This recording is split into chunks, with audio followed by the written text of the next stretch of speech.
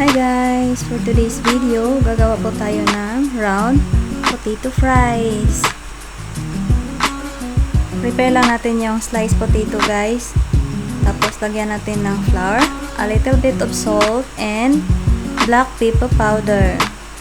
Then, painit po tayo ng oil kasi need po natin ng mainit na oil bago natin ilagay yung potato.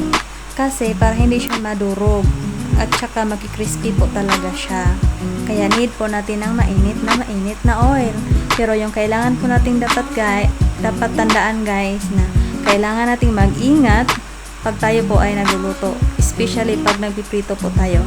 Kasi mas masakit guys pag na talsikan po tayo ng mainit na oil. Mas masakit pa guys sa hiniwalayan. Charot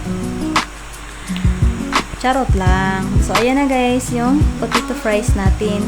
Halo-haloin na natin para hindi siya masunog.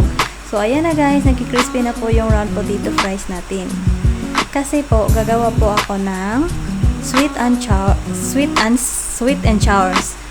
sour chicken with potatoes. So, habang nagpo-fry po ako guys, nagmamarinate po tayo ng chicken. So, ginamit ko po guys, hot and spicy kasi itong ginagawa kong chicken. Kasi yung mga Indians kasi guys, mahilig po sila sa mga hot and spicy. Kaya kulay orange yung chicken natin. Chicken manok natin. Kaya yan guys, magpa-fry na po tayo ng chicken. Bilisan na po natin sa pagluluto guys, para makatulog pa tayo. Kasi ang oras natin ngayon is about 3 p.m. Relax hour ko na yan eh. Ayan na yung chicken natin guys. O diba? Sarap. Lutong na lutong.